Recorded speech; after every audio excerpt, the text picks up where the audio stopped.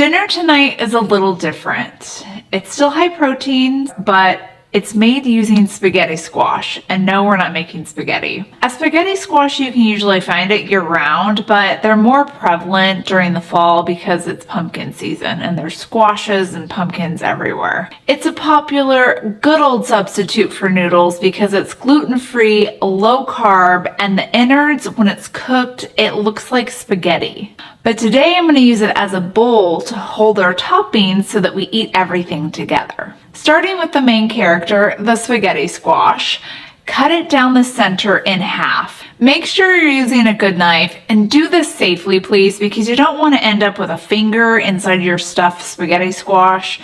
I mean, I know Halloween's coming up, but that's just gross. Dig out the seeds with a spoon and then toss them into the compost or the trash. Then place the two halves upside down on a baking sheet so that the skin side is up, and bake these in the oven at 400 degrees for around 40 to 50 minutes, just until the middle is softened. If you're someone who likes to get their nutrients from food like I do, you're gonna be saddened to know that a cup of spaghetti squash isn't gonna give you the electrolytes you need to operate at your best self. 1 cup only has 17 milligrams of sodium and 100 milligrams potassium.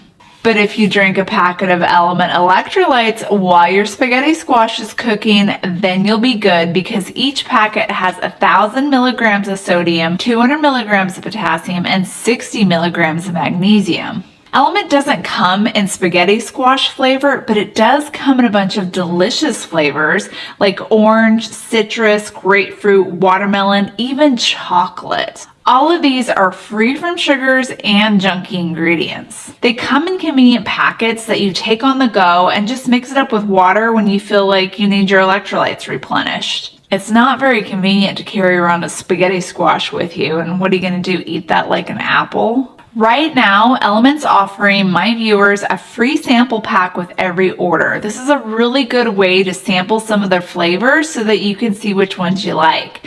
Just go to drinkelement.com/ketofocus to get yours. During the last 10 minutes of your spaghetti squash baking, we are going to move on to the filling. So grab a large bowl, and in that bowl, you're going to add a cup of Greek yogurt, preferably one that's a low-carb brand like Too Good plain yogurt, or plain Greek yogurt's fine. It's going to add some extra protein to your meal as well. Then 2 tablespoons of your favorite hot sauce or buffalo sauce, a half a tablespoon of freshly chopped parsley, 1 teaspoon of dried dill, a half a teaspoon of chopped fresh chives, a half a tablespoon each of garlic powder and onion powder, and then a tablespoon of lemon juice. Whisk that together until it's all combined and smooth, and give it a taste. This is where you could add some salt if you feel like it needs it. For more protein, I like to add in 2 cups of cooked shredded chicken. The easiest way to do this is just to get at the deli counter at your grocery store, because most of them will sell cooked shredded chicken left over from their rotisserie chickens that didn't sell. Or you can just grab a rotisserie chicken and shred it yourself. Now it's time to stuff our squash.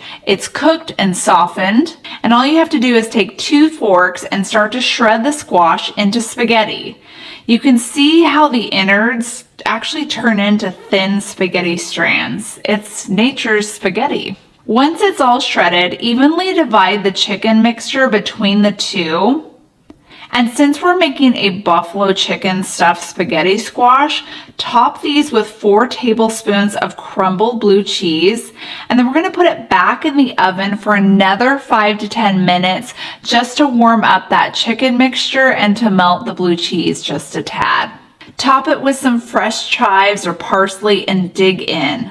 This is such a delicious, effortless dinner, perfect for fall. But if you're craving more pumpkin, I've got the perfect savory pumpkin fix. Just click right here.